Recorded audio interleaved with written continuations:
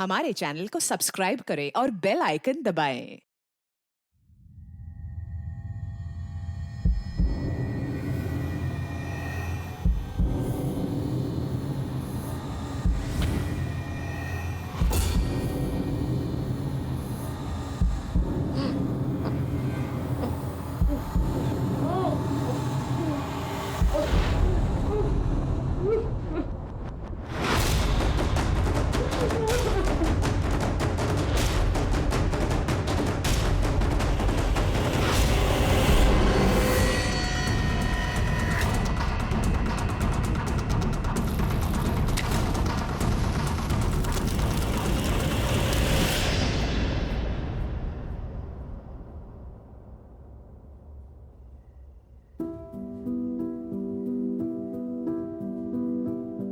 चल शादी कर लेते हैं। मैं हमेशा हमेशा के लिए तुम्हारी बन के रहना चाहती हूँ।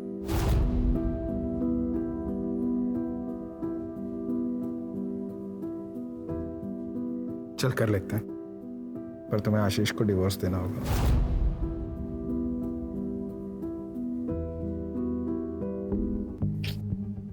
वो डिवोर्स के लिए कभी नहीं मानेगा। इसीलिए तो समझा रहा हूँ, जो चल रहा है उसे चलने दो। देखो मेरे पास अच्छी गाड़ी होती, अच्छा घर होता, अच्छी जॉब होती, तो तुम्हें आशीष के साथ रहने ही नहीं देता। मैं खुद ही बोल देता, लात मार के भगाओ इससे। मैं समझती हूँ जितेन, पर ऐसे छुप छुप के मिलने में तो खतरा है ना। अगर किसी दिन आशीष को पता चल गया तो तब की तब देखेंगे।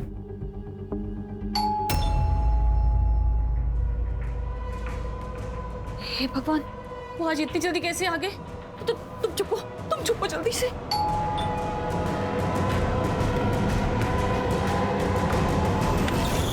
घंटी सुनाई नहीं देती क्या? कब से कंट्रोल करके खड़ा हूं।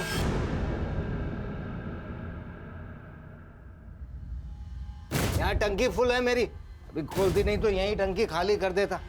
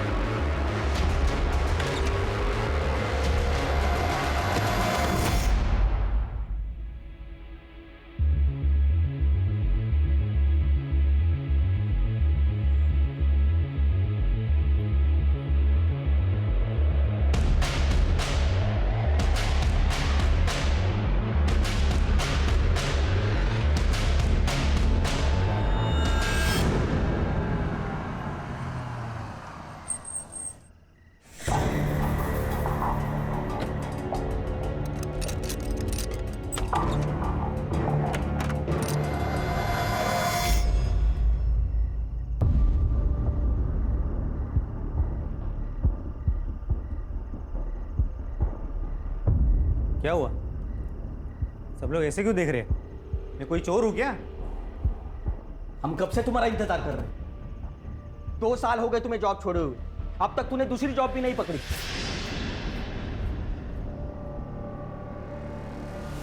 तुम्हें पता भी है 5 लोगों के परिवार के लिए कितना खर्चा आता है? देख, मैं अकेले इस घर का खर्चा नहीं उठा सकता। तो मैंने कब मना किया है? जब भी जॉब लगेगी ना, सारे पैसे लौटा दूंगा। जैसे आवारों की तरह घूमने से जॉब नहीं मिलती, उसके लिए हाथ पैर मारने पड़ते हैं। दिन भर है ना काम के लिए बाहर घूमता हूँ।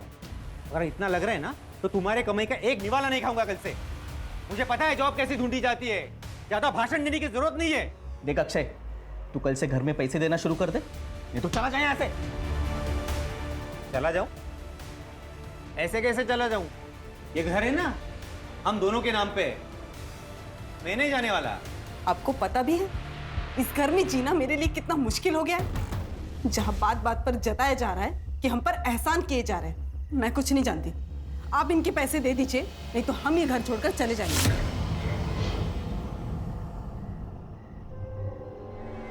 कोई कहीं नहीं जा रहा है। मेरे बेटे मेरे साथ एक ही छत के नीचे रहेंगे।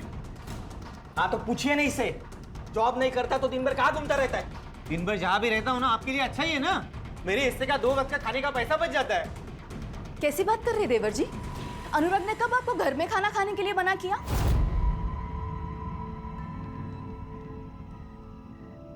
तो फिर किसी को क्यों जानना है मैं दिन भर क्या करता हूँ, कहाँ रहता हूँ? पापा आप ना हमें हमारा हिस्सा दे दीजिए। बस दोबारा मुझे ये बात नहीं सुननी।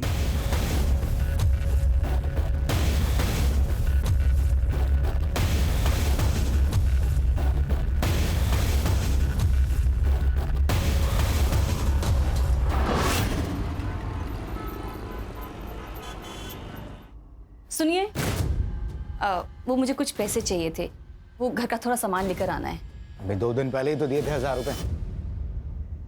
सुनो, क्या 2 दिन पहले? हाँ, जैसे तुम्हारी दारू महंगी हो रही है ना, घर गृहस्थी का सामान भी महंगा हो रहा है। दारू पीने के पैसे हैं तुम्हारे पास, पर घर गृहस्थी के सामान के लिए पैसे नहीं है। हाँ नहीं है पैसे, कर ले जो करना है। अरे, मैं तुम्हें जाने नहीं दूंगी। मुझे पैसे चाहिए, मतलब पैसे चाहिए। हाथ छोड़, हाथ छोड़। अरे सुनो,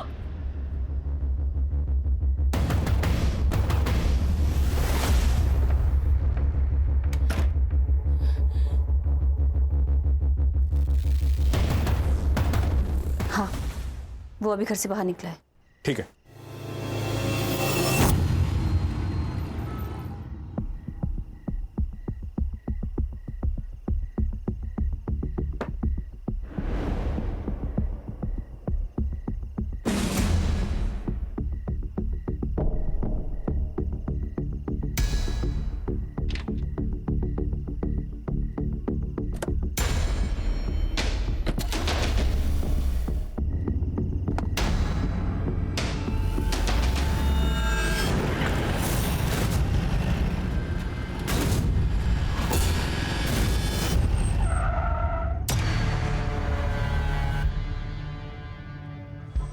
अरे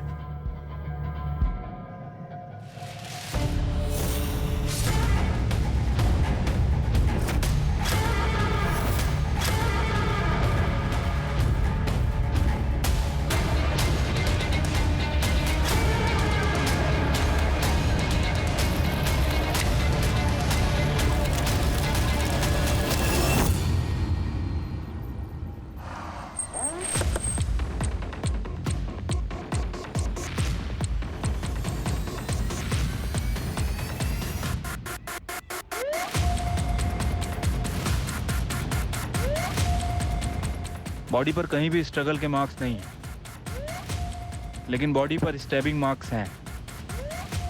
शायद मर्डर नहीं चाहता था कि कोई इसे पहचान सके।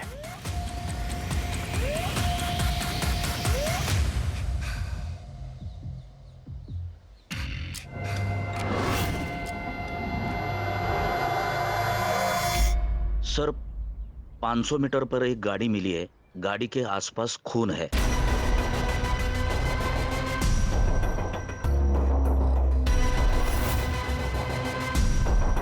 सर, गाड़ी में कुछ नहीं मिला। आरटीओ ऐप से कंफर्म किया है कि ये गाड़ी आशीष खुराना के नाम पे है।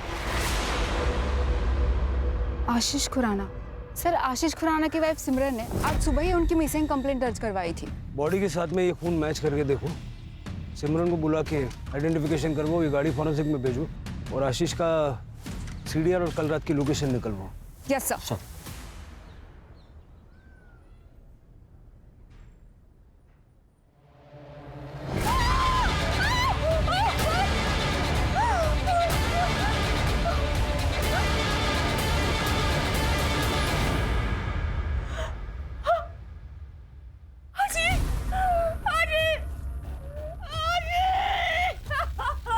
तृप्ति,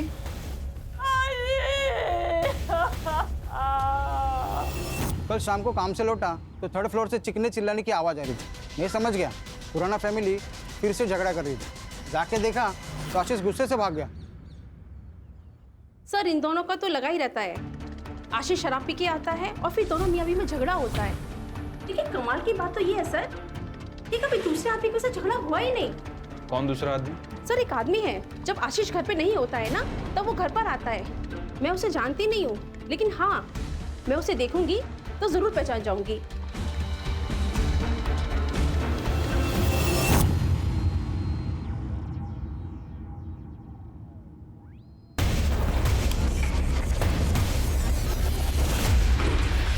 तो आपके हस्बैंड मिस्टर आशीष खुराना उस शाम को 7 बजे घर से बाहर निकले थे और फिर वापस लौटे ही नहीं। जी सर, हर दिन वो आधी रात को घर वापस आते थे। सर उस दिन मैंने फोन किया उन्हें तो उन्होंने कहा कि वो आधे घंटे में आ रहे हैं। सर उसके बाद मेरी आंख लग गई थी तो रात के करीब 3 बजे मेरी आंख खुली। वो घर वापस नहीं आए थे। मैंने उन्हें फोन किया पर सर सुबह तक उनका कोई रिस्पॉन्स नहीं आया। फिर सर मैं पुलिस स्टेशन चली गई। देर रात तक घर से बाहर रहने की क्या वजह थी? काम? नहीं सर, उन्हें शराब पीने की लत लगी हुई थी। शुरू में वो घर पर ही शराब पीते थे। जब मैंने रोका तो बाहर जाने लगे और फिर हर दिन वो नशे की हालत में घर वापस आते थे। काम क्या करते थे वो? सर वो बैंक में जॉब करते थे। 2 साल से उनके पास कोई जॉब नहीं थी तो हमने पड़ोसियों से सुना है कि जब आशीष घर पर नहीं होते थे तो अक्सर आपको एक व्यक्ति मिलने के लिए आया करता था। कहीं ऐसा तो नहीं कि उस व्यक्ति के साथ मिलके आपने आशीष को? व्यक्ति?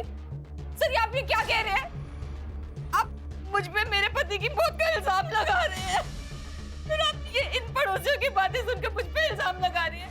सर इनका तो काम होता है किसी के लिए कि कुछ ना कुछ कहना।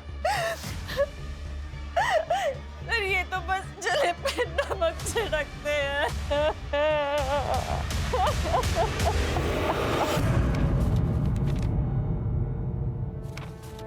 क्या इस आदमी को जानते हो?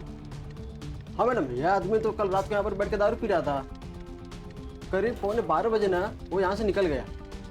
अब अकेला था या इनके साथ कोई और भी था? नहीं, अकेला था वो। मुझे सीसीटीवी फुटेज चेक करना है। ठीक है, कर सकते हो।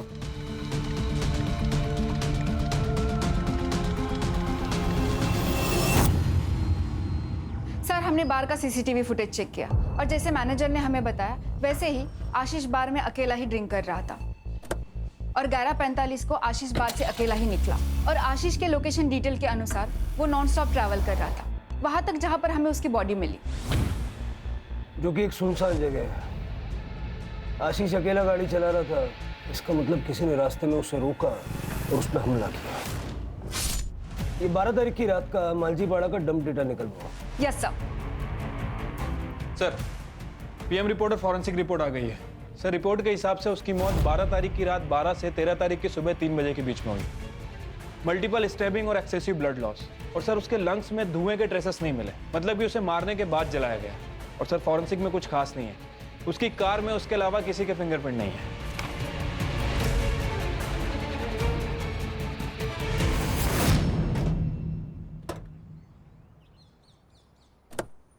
तू पहले मेरी बात सुन। मुझे कल शाम तक हर हाल में फैसला चाहिए। तू बस टाइम बोल, मैं पहुंच जाऊंगा। हाँ ठीक है। नागेश कोणाशी बोलतोय? कहीं फिर से वही? आई तू कशाला घाबरते एवढं?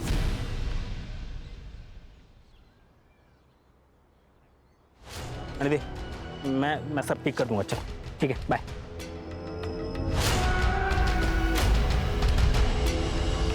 सर आशीष के कॉल रिकॉर्ड के हिसाब से उसे लास्ट कॉल किसी अक्षय संपत का आया था और बार से निकलने के 15 मिनट पहले तक वो उसी से बात कर रहा था। बार के सीसीटीवी फुटेज में भी दिखा है सर। अक्षय संपत? हाँ सर, और इसके कॉल रिकॉर्ड में किसी जितेन शाह का भी नंबर मिला और ये तीनों लगातार टच में थे। इनफैक्ट दिन में 2 से 3 बार बात भी किया करते थे। डंप डेटा का क्या हुआ? सर आज शाम तक मिल जाएगा। सर मैं जितेन और आशीष बरसों पुराने दोस्त थे। मुझे तो अभी भी यकीन नहीं हो रहा कि आशीष अब हमारे बीच नहीं है। 12 तारीख की रात को आप दोनों के बीच काफी बातें हुई थी फोन पे। क्या बात हुई थी? सर जनरली ऐसे ही फोन किया था, इधर उधर की बातें की और रख दिया। उस वक्त तुम कहाँ थे? मैं घर पे ही था।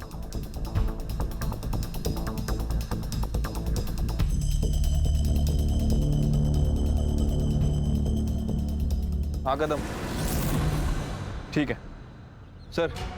ये जितेन के पेरेंट्स का कहना है कि 13 अक्टूबर को वो सूरत गया था काम के सिलसिले में। मर्डर के नेक्स्ट डे बाहर चला गया। उसको फोन करके बुलवाओ और ये अक्षय की स्टोरी चेक करो।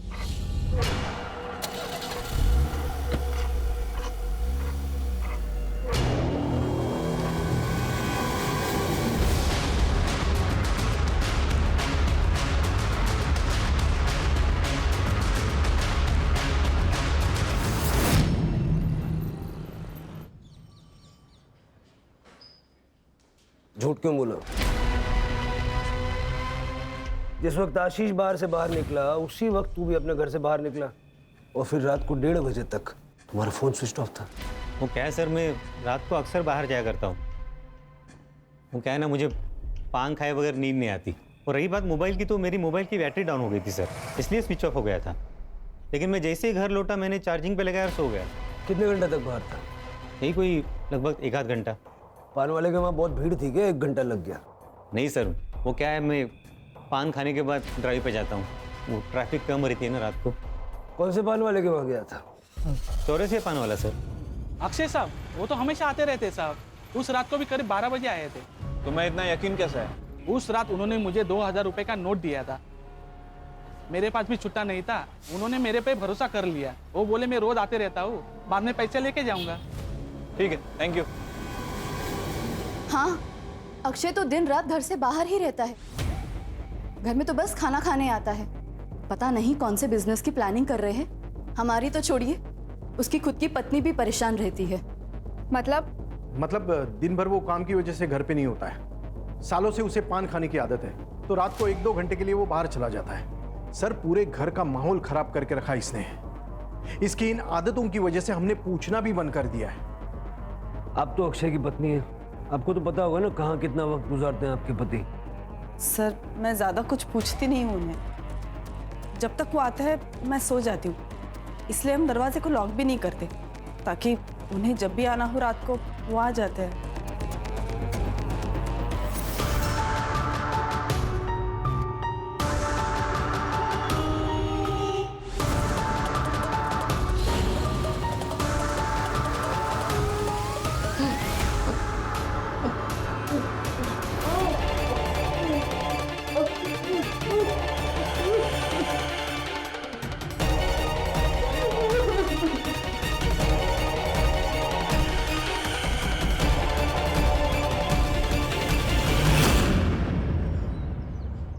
अगर अक्षय ने आशीष को नहीं मारा है तो फिर कौन हो सकता है? ये जितिन का है। सर कल आ रहा है। सर डीएनए रिपोर्ट आ गई है, वो बॉडी आशीष की है। और मैंने उसका बैकग्राउंड भी चेक किया, उसे शराब पीने की लत थी, इसके अलावा सब कुछ नॉर्मल है। कदम, ये जितिन के घर के बाहर नजर रखने के लिए कांबले को भेजो। जैसे ही वो घर पे पहुंचेगा उसको सीधा पुलिस स्टेशन लेके आओ। Okay sir. आशीष की वाइफ सिमरन, उसका क्या हुआ? सर उसकी सीडीआर चेक की, एक नंबर मिला है जिससे वो लगातार बात करती है। इंक्वायरी की तो पता चला कि उसकी बहन रश्मिका भल्ला का है। नॉर्मल बात है सर, लेकिन हर दिन घंटों घंटों बातें करना और एक ही दिन में 2-3 बार बात करना, ये थोड़ा अजीब नहीं लगता है?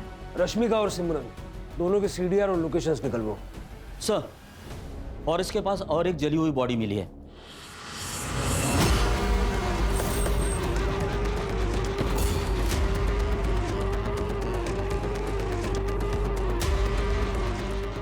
बगा जरा। सर,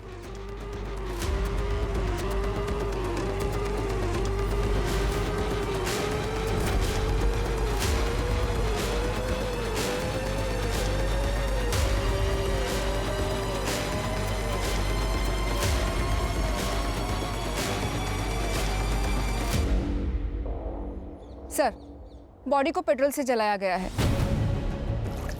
और बॉडी की कंडीशन देख के लगता है कि लगभग 12 घंटे पहले मौत हुई है। सर, गाडीमध्ये काहीच सापडलं नाही। ये गाडी अक्षय संपत के नाम पे है। परिवार वालों को बुला लो।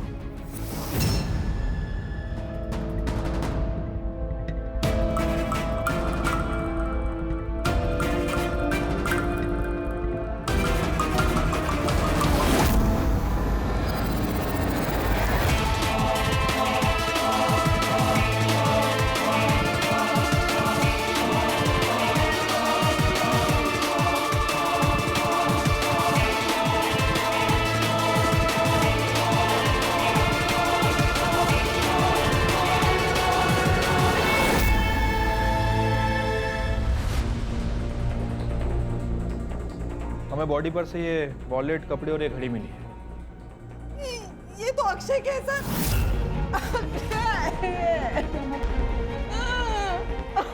हमें आप लोगों का डीएनए टेस्ट करना पड़ेगा ताकि पता चल सके कि अक्षय की ही बॉडी है।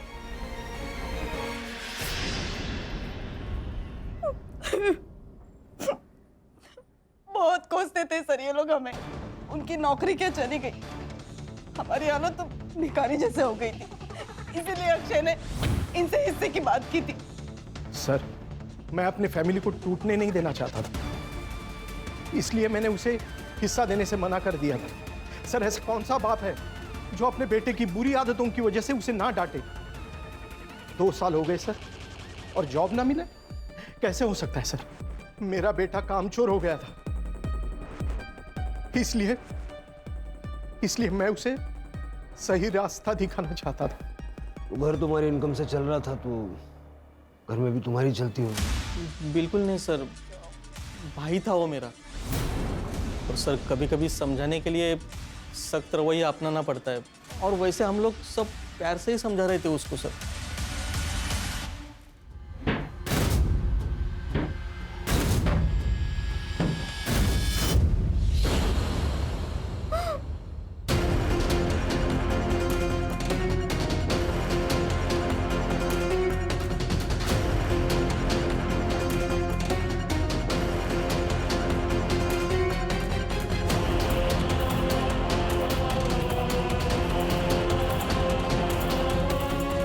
मुझे वॉशरूम जाना है।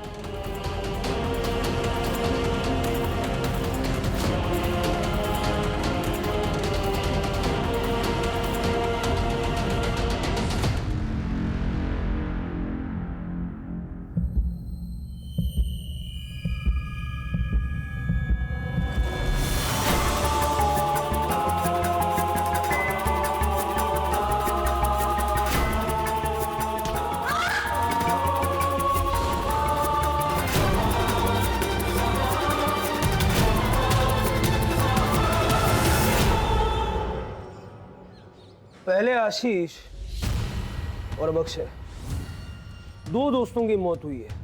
ये इत्तेफाक है या सोची समझी साजिश? दोनों मर्डर्स के बीच में कोई कनेक्शन नजर आ रहा है? नहीं सर। सिवाय इसके कि दोनों दोस्त थे और दोनों को मारने का तरीका सेम है। कुछ तो है जो हमें सतह पे नजर नहीं आ रहा, कुछ ऐसा जो इन दोनों के या तीनों के पास से जुड़ा हुआ है। सर, जितेन आ गया।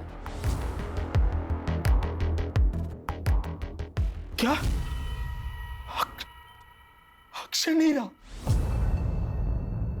उसका मर्डर हुआ है उसी तरह जैसे आशीष का हुआ। जब ये सब हुआ तुम कहां थे? सर, डायमंड के बिजनेस में हाथ आजमाना चाहता था। सूरत गया था अपने कजिन के पास, उसका डायमंड पॉलिशिंग का काम है। तुम्हारे अक्षय और आशीष के बीच में रिश्ते कैसे थे? तीनों गहरे दोस्त थे सर, एक दूसरे के बहुत करीब। लेकिन अब तो मैं अकेला।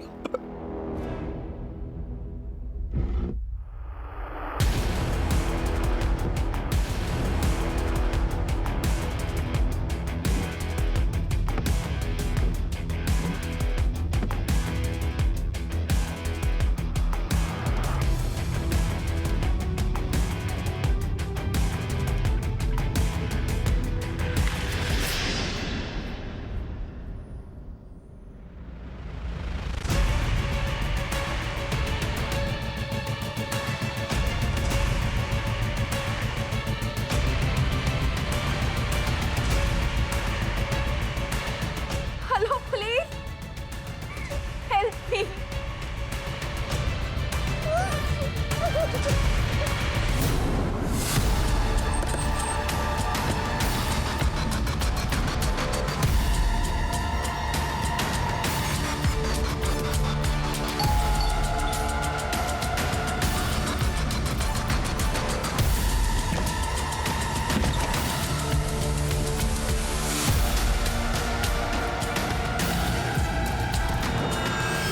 कदम। Yes sir.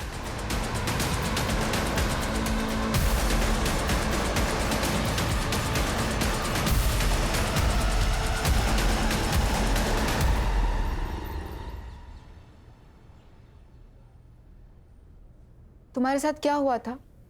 किसने तुम्हारे साथ ऐसा किया? अक्षय अक्षय संपत ने किया। अक्षय संपत? मैम मैम मैं फंस चुकी हूँ, प्लीज मदद कीजिए। क्या यही है वो आदमी?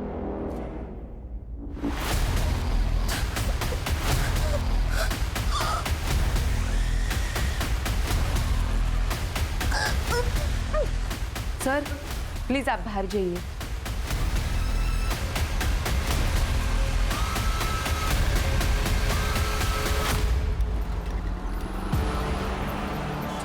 पंद्रह अक्टूबर की सुबह हमें अक्षय की बॉडी मिली और पोस्टमार्टम के हिसाब से अक्षय की मौत को 12 घंटे बीत चुके थे, यानी 14 अक्टूबर की रात को ही अक्षय की मौत हो गई थी। फिर वो 15 की सुबह प्रियंका का रेप कैसे कर सकता है? सर लेकिन अक्षय की फोटो देख के भी प्रियंका ने कंफर्म किया है। लेकिन कदम ऐसा भी तो हो सकता है कि शायद प्रियंका किसी के कहने पर अक्षय को फ्रेम कर रही है। प्रियंका का बैकग्राउंड चेक करो। Yes sir. सर प्रियंका के घर की तलाशी ली, ना ही कोई बड़ा अमाउंट मिला है ना ही कोई बड़ी ज्वेलरी। घर का बेसिक सामान है सर, और थोड़ा बहुत पैसा है। हाँ सर, प्रियंका ने ये फ्लैट रेंट पे लिया था, लेकिन डील के वक्त तो 2 आदमी आए थे। कौन 2 आदमी थे? सर मैंने प्रियंका के बैंक डिटेल्स चेक किए। अक्षय संपत के साथ साथ एक और आदमी प्रियंका को मंथली अलाउंसेस दे रहा था। कौन? सर ये सच है कि प्रियंका से रिलेशन बनाने के लिए मैं उसे पैसे देता था, पर इसमें गलत क्या है? ये मेरे और उसके बीच की सेटिंग थी। सही गलत के बारे में तो मैंने पूछा ही नहीं, मैंने सिर्फ इतना पूछा कि ये सच है या नहीं। आशीष का क्या? आशीष का इस मैटर से कोई लेना देना नहीं था। प्रियंका वाले मामले में मैं और अक्षय इन्वॉल्व थे। प्रियंका ने कहा कि 15 अक्टूबर की सुबह अक्षय ने उसका रेप किया। कैसे हो सकता है? क्योंकि अक्षय तो 14 अक्टूबर की रात को मर चुका था। उसके पूरे शरीर पे चाकू से वार किए गए और बाद में पेट्रोल डाल के उसे जला दिया गया, और वो बॉडी अक्षय की ही थी क्योंकि उसका डीएनए उसके फादर के साथ मैच हो गया।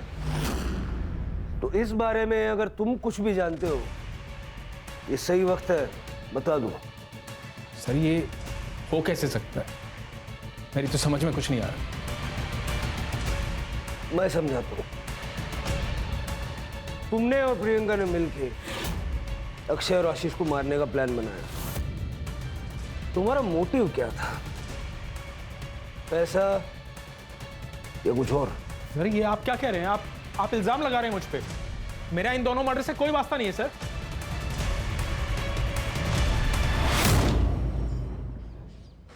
सिर्फ आशीष, जितेन और अक्षय हैं। इन तीनों की दोस्ती के अलावा एक और कनेक्शन है इन तीनों से रिलेटेड।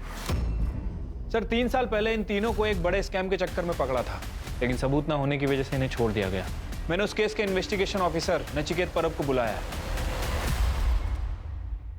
सर मैंने आशीष और अक्षय के मर्डर के बारे में पढ़ा। 3 साल पहले आशीष, अक्षय और जितेन, इन तीनों ने मिलकर मुंबई के बैंक में फ्रॉड किया था, जिसकी इन्वेस्टिगेशन मैं कर रहा था। क्या किया था? सर दरअसल आशीष, अक्षय और जितेन तीनों लोन डिपार्टमेंट में काम करते थे। 3 साल पहले गवर्नमेंट ने गरीब लोगों के लिए एक स्कीम लाई थी, जिससे वो गरीब लोगों को 50,000 रुपये का लोन दे रही थी। 500 लोगों ने लोन के लिए अप्लाई किया था और उन सबके लोन इन तीनों ने पास किए थे। बैंक ने 2.5 करोड़ का लोन दिया था, लेकिन उन लोगों ने ये पैसा एक नकली एग्रो कंपनी में ट्रांसफ़र किया था, जो कंपनी इन्होंने बनाई थी। कई सारे वेंचर्स कैपिटल्स को इनकी नकली कंपनी का आइडिया पसंद आया और उन्होंने उस कंपनी में 10 से 12 करोड़ रुपए डाले। तब तक इन लोगों ने एक बड़ा सा ऑफिस लेके उन सबको झांसे में रखा, और जैसे ही उनका काम बन गया उन्होंने ऑफिस बंद किया और फरार हो गए। जब वेंचर कैपिटल्स को एहसास हुआ कि वो कंपनी नकली थी, तो उन्होंने एफआईआर दर्ज की। सर हमने तो सारे प्रोटोकॉल्स फॉलो किए थे। यस सर, हमने तो पूरे वेरिफिकेशन के बाद ही लोन सैंक्शन किया था उन लोगों को। सर लोन लेने के बाद वो लोग अपने पैसे का क्या करते हैं, हमारा लुकआउट नहीं। उन लोगों ने तुम्हारे कहने पे अपना सारा पैसा तुम्हारी नकली कंपनी में लगा दिया। सर किस कंपनी की बात कर रहे हैं आप? सर आप क्या बोल रहे हो ना, कुछ समझ में नहीं आ रहा है। सर हमारे हाथ में कोई सबूत नहीं था, इसलिए केस को बंद करना पड़ा। 12.5 करोड़ गायब थे, 10 करोड़ वेंचर कैपिटल्स के और 2.5 करोड़ बैंक के, जो बैंक ने लोन में दिए थे। और केस के चलते इन तीनों को सस्पेंड कर दिया गया। सबसे इंटरेस्टिंग चीज़ ये है कि इतना बड़ा घपला करने के बाद भी कहीं कोई प्रूफ नहीं मिला। सर क्योंकि उन्होंने अपने या अपने फैमिली के नाम पे कुछ भी नहीं रखा था। उन्होंने नकली नाम नकली एड्रेस, नकली पैन कार्ड और नकली आधार कार्ड से उस कांड को अंजाम दिया था। और रजिस्टर ऑफ कंपनी में भी उन्होंने किसी को घूस खिला के अपनी कंपनी रजिस्टर करवाई थी, इसलिए किसी ने अच्छे से कंपनी की जांच पड़ताल भी नहीं की। तो ये थी वो मिसिंग कड़ी। तो तुमने जितेन की मदद इसलिए की ताकि वो अक्षय और आशीष को मार के उनका सारा पैसा हथिया सके। मैंने कुछ नहीं किया है, मैं तो खुद एक विक्टिम हूँ। पापा अक्षय और जितेन अंकल के लिए काम करते थे। उनकी डेथ के बाद मैं और मम्मी बहुत अकेले हो गए थे। मुझे अपनी आगे की एजुकेशन के लिए पैसे चाहिए थे। मैंने जितेन अंकल को कहा, उन्होंने मुझे बुलाया और मेरा फायदा उठाया। बाद में अक्षय अंकल ने भी यही किया। तुम्हारी कहानी पे कैसे यकीन करें? अक्षय की 14 तारीख की रात को मौत हो गई थी, फिर 15 तारीख की सुबह को वो तुम्हारे साथ कैसे हो सकता है? मैं कसम खा के कहती हूँ, मैंने कुछ भी झूठ नहीं बोला है। उस दिन सुबह अक्षय ही था। कल हॉस्पिटल से डिस्चार्ज मिलेगा, शहर छोड़ के नहीं जाना। ये जितेन अभी भी प्रियंका की बिल्डिंग में जाता है सर, और जिस दिन प्रियंका हॉस्पिटल में थी ये उस दिन भी उस बिल्डिंग में गया था। पैसे ढूंढने गया होगा। सर हमने तो फ्लैट को बहुत अच्छे से चेक किया था, हमें तो पैसे नहीं मिले सर। सिमरन से मिलने गया होगा। ये बिल्डिंग में तो रेगुलर जा रहा है और बिल्डिंग के सीसीटीवी में इसे देखा भी गया, लेकिन किस फ्लैट में जाता है ये बताना बहुत मुश्किल है। सर, रश्मिका के CDR रिपोर्ट आ गया है, सेम पैटर्न है, सिमरन से कॉल। दिन में कई बार और लंबे समय तक बातें की है। ये रश्मिका रहती का? सर, आपकी बहन का और आपका रजिस्टर्ड एड्रेस सेम कैसे हो सकता है? वो आपके साथ रहती है? नहीं सर, सर मैंने मेरी बहन के नाम से एक सिम खरीदा था। पिछले साल तक वो यहीं रहती थी, फिर उसकी शादी हो गई और वो US चली गई। वो नंबर आप कौन यूज करता है? जितेन। सर जितेन और मैं एक दूसरे से प्यार करते हैं। आशीष को पता ना चले इसलिए जितेन वो नंबर यूज करता था। ये जितेन का और आपका रिश्ता कब से चल रहा है? 2 साल से सर। जब भी आशीष बाहर जाता था तो मैं जितेन को घर बुला लेती थी। इसीलिए आपने और जितेन ने कोर्ट में शादी के लिए रजिस्टर किया है? सर मेरी और आशीष की शादी तो 6 महीने में ख़त्म हो गई थी। आशीष को मेरे साथ रहने में कोई इंटरेस्ट नहीं था। उसकी शराब पीने की लत, रोज़ की लड़ाई, सर मैं थक चुकी थी। और इसी दौरान मुझे जितेन मिला और मैं जितेन से अट्रैक्ट हो गई।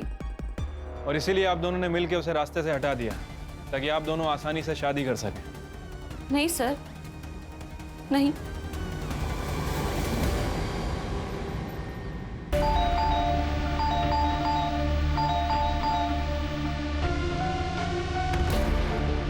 सचिन अच्छा हुआ तुम आ गई। देखो ना बहुत स्मॉल आ रही हो, गेट भी नहीं खोल रहा है। मैं पुलिस को फोन करता हूँ। Hello hello police station.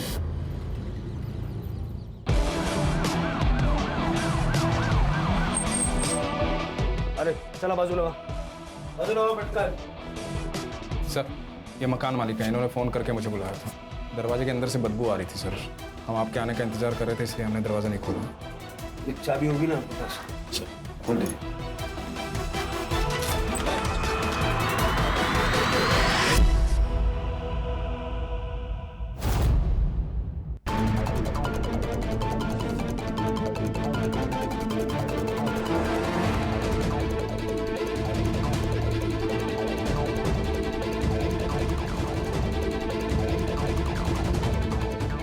Sir ये सुसाइड नोट मिला है। पुलिस को सब कुछ सच बताने की बात थी। पुलिस मुझे ही मर्डर्स का जिम्मेदार मान रही है। जब पुलिस ही गलत इल्जाम लगाएगी तो मैं किसके पास मदद के लिए गुहार लगाऊं? मैं पूरी तरह निराश हो चुकी हूँ, इसलिए मैं अपनी जिंदगी खत्म कर रही हूँ।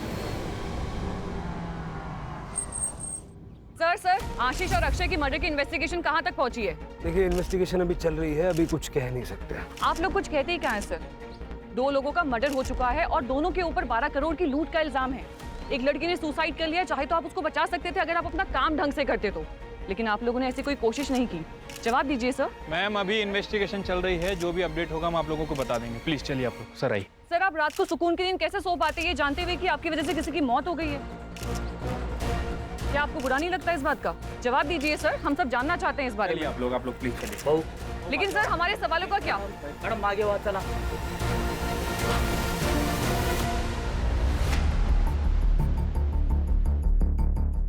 हो सकता है कि जीतेन और सिमरन ये दोनों इन्वेस्टिगेशन को भटकाने के लिए प्रियंका को मार के ये सुसाइड का नाटक रच रहे हैं। और अगर प्रियंका ने वाकई में सुसाइड किया है तो पोस्टमार्टम रिपोर्ट में क्लियर हो जाएगा।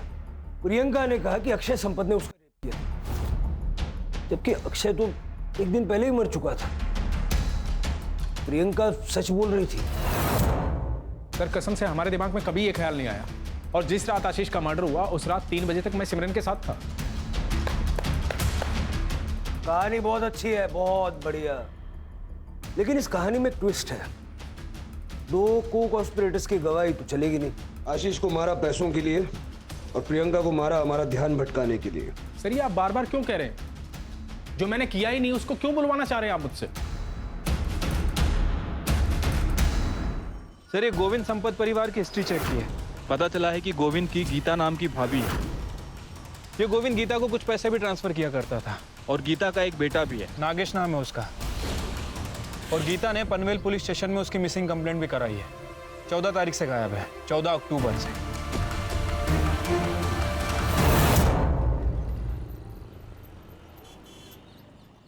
नागेश की किसी के साथ कोई दुश्मनी वगैरह थी क्या? नहीं तो। 14 अक्टूबर को नागेश कहाँ गया था? उस दिन उसने शाम को मुझे फोन किया था और मुझसे कहा कि उसे आने में देरी होगी। मैंने उससे पूछा भी क्यों। उसने कहा था वो घर आके मुझे खुशखबरी देगा, लेकिन वो नहीं आया। कदम, नागेश की गाड़ी की डिटेल्स ले लो। यस। सर, नागेश के सीडीआर रिपोर्ट के अकॉर्डिंग उसे 14 अक्टूबर की शाम को थाने के किसी पीसीओ से फोन आया था। सर जब मैंने उसकी लोकेशन डिटेल्स चेक की तो उसने पनवेल से लेकर थाने तक ट्रैवल किया है। और सर इंटरेस्टिंग बात तो ये है कि उसकी आखिरी लोकेशन वहां पर मिली है जहां पर हमें अक्षय की जली हुई बॉडी मिली। इसका मतलब ये है कि या तो अक्षय ने नागेश को मार दिया और ये दिखाया कि मर्डर अक्षय का हुआ है, और या तो फिर नागेश ने अक्षय को मार डाला और वहां से निकल गया। जो जली हुई बॉडी हमें मिली थी उसका डीएनए गीता से मैच करके देखो और नागेश का मोबाइल ट्रैक करो।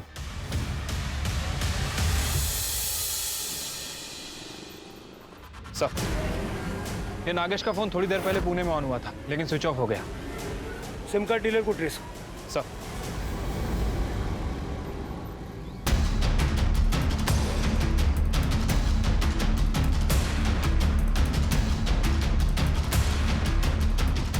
इनमें से कौन था? सर ये था।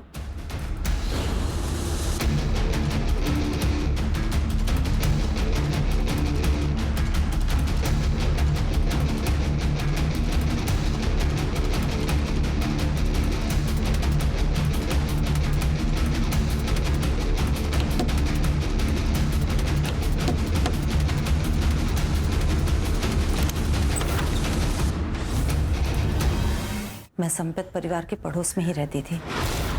गोविंद शादीशुदा थे, फिर भी हमें एक दूसरे से प्यार हो गया और उसने मुझसे मंदिर में शादी कर ली। और जब मैं प्रेग्नेंट हुई तो उसने मुझे पनवेल वाले घर में शिफ्ट कर दिया ताकि हमारे रिश्ते के बारे में किसी को पता ना चले। लेकिन हाँ, गोविंद की पहली बीवी के बच्चों से उसकी कुछ लड़ाई चल रही थी। प्रॉपर्टी और पैसे के हिस्से को लेकर गोविंद नागेश को हिस्सा देना चाहता था, लेकिन अक्षय और अनुराग को मंजूर नहीं था, इसलिए कई बार उन लोगों में झगड़ा हुआ। तू पहले मेरी बात सुन। मुझे कल शाम तक हर हाल में फैसला चाहिए। तू बस टाइम बोल, मैं पहुंच जाऊंगा। और किसी से उसकी कोई लड़ाई नहीं थी।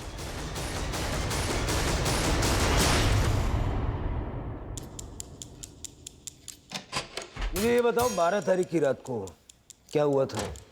सर मैंने आशीष को फ़ोन किया। आशीष, कल फिर से कोई नया बहाना बनाया तो तुम यही बोलोगे कि पैसे कहीं और छुपाए, वहाँ लेने जाना है। अरे तू टेंशन मत ले यार, एक काम कर, तू आज ही आजा, मैं आज ही तेरे को दे दूंगा। तो तूने सोचा कि सारा पैसा तू ले लेगा? सर मेरे मन में लालच आ गया था। सबसे पहले मैं चौरे से पान वाले के पास गया और इस बात का ध्यान रखा कि उसे याद रहे कि मैं उसकी दुकान पर आया था। मैंने उसको 2000 का नोट दिया और बोला कि छुट्टा बाद में ले लूँगा। उसके बाद मैं उस रास्ते पर निकल गया जहाँ से आशीष गुजरने वाला था। पीछे आशीष की गाड़ी आई, मैं उसका पीछा करने लगा।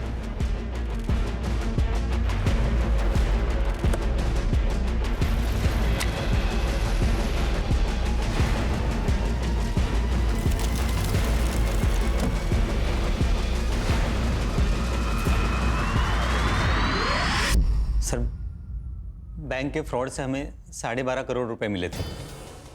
वो सारे पैसे हमने आशीष के पास रखे थे। नीरज और मैं बार बार उसे कह रहे थे कि हमें हमारा पैसा दे दे ताकि हम भी हमारी ज़िंदगी में आगे बढ़े, लेकिन वो हमेशा हमारी बात टाल देता था। साहब ये अक्षय आशीष को कुछ नहीं बोलता था, मैं ही उसके पीछे पड़ा रहता था। मैं कहता था अरे जब पैसा है और उसे इस्तेमाल नहीं कर सकते तो क्या फ़ायदा। मुझे नहीं पता था ये कमीना उसे मार देगा। ए तू भी कोई बड़ा दूध का धुला नहीं है, समझा ना? ए कंट्रोल कंट्रोल, पैसा कहाँ छुपा है? सर ये सब करके मैं घर आ गया और पैसे गिनने लगा। तब मेरा भाई अनुराग, उसने मुझे देख लिया। मुझे उसे सब बताना पड़ा। तब अनुराग ने मुझे एक आइडिया दिया।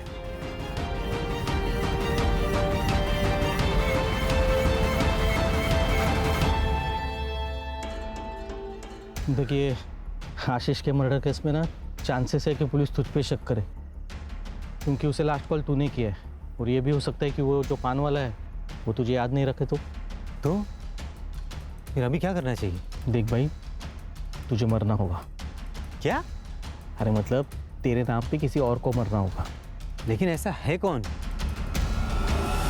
तुम दोनों ने मिलके नागेश को मारने का प्लान बनाया ताकि नागेश का और गोविंद का डीएनए आसानी से आपस में मैच हो जाए और ये प्रूव हो जाए कि मरने वाला तू है। सर नागेश ने पहले से ही प्रॉपर्टी के हिस्से को लेकर हमारे नाक में दम कर रखा था, तो हमने सोचा कि एक ही तीर में दो शिकार हो जाएंगे। 14 अक्टूबर को हमने नागेश को फ़ोन करके ये कहा कि हम लोग उसे प्रॉपर्टी के हिस्से में शरीक करने को तैयार हैं। उस बारे में बात करने के लिए हमने उससे थाना बुलाया।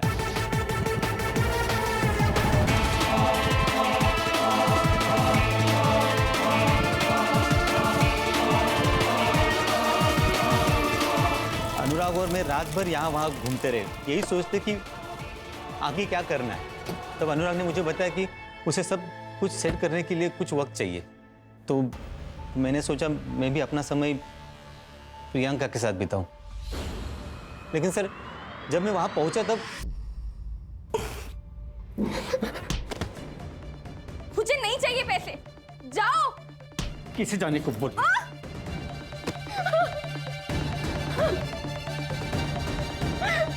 तब तक अनुराग ने पुणे में मेरे लिए टैक्सी ड्राइवर के जॉब का इंतजाम करके रखा था। तो मैं प्रियंका को उसी हालत में छोड़कर पुणे चला गया। वहाँ जाकर मैंने नागेश की गाड़ी बेच दी और नकली आधार कार्ड बनवाए। चार्जशीट बनाओ और वो अनुराग को ढूंढ के ले आओ। चलो।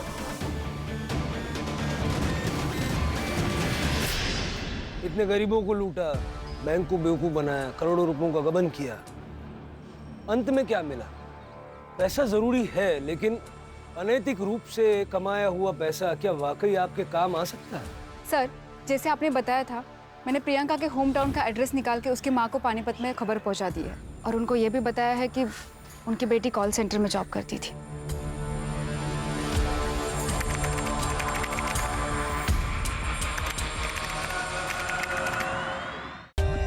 For more updates, subscribe to our channel, click the show links and enjoy watching the videos.